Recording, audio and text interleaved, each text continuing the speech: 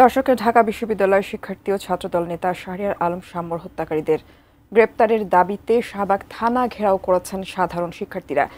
এ বিষয়ে বিস্তারিত জানাচ্ছেন সহকর্মী সম্রাট আনোয়ার। সম্রাট, এই মুহূর্তে আপনার কাছে আসলে কি তথ্য রয়েছে? আমরা আসলে সরাসরি জানতে চাই, সরাসরি দেখতে চাই আসলে কি হচ্ছে সেখানে। শাহবাগ থানা ঘেরাও করেছেন সাধারণ শিক্ষার্থীরা, এরকম একটা তথ্য আমাদের কাছে এসেছে।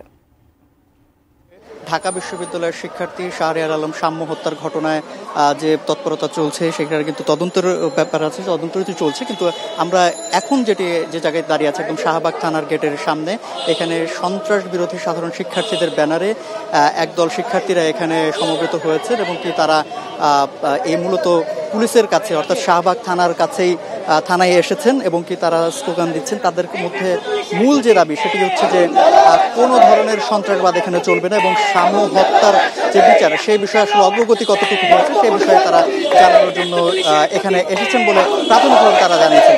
এখন সামগ্রিকভাবে তাদের যে কতক্ষণ এখানে অবস্থান করে সে বিষয়ে কোনো স্পষ্ট ধারণা না পেলেও তাদের যে দাবিগুলো সেগুলো নিয়ে তারা জানাচ্ছেন। কাঠ ও পিভিসি ম্যাটেরিয়ালের সংমিশ্রণে তৈরি আধুনিক আরএফএল উডিডো, কাঠের চেয়েও কঠোর। আলটিমেটলি আমরা কথা বলি এখানে যারা অংশ নিয়েছেন তাদের সাথে। আপনাদের এখানে অবস্থানের কারণটা একটু জানান।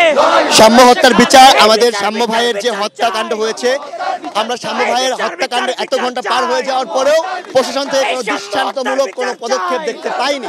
এই জন্য আমরা এখানে শাহবাগ থানায় শাম্য ভাইয়ের হত্যার যে মামলার যে অগ্রগতি এটা জানার জন্য এখানে এসে আমরা উপস্থিত হয়েছি। পুলিশের সাথে কোনো কথা হয়েছে? পুলিশের সাথে কথা হয়েছিল যখন শাম্য ভাই মারা যায় ওই রাতে।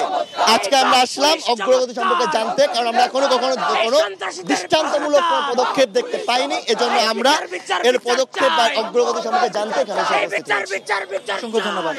তারা যেটি বলছিলেন যে শাম্য হত্যার পর তারা বিভিন্ন সময় জানিয়েছিলেন যে এই সাথে যারা জড়িত তাদেরকে খুঁজে বের করে যাতে আইনের আওতায় আনা হয়, কিন্তু তারা বলছেন যে সেভাবে আসলে অগ্রগতি কোনো দেখতে পায়নি। তাই আজকে তারা একসাথে এখানে এসেছেন, শাহবাগে থানার সামনে অবস্থান নিয়েছেন।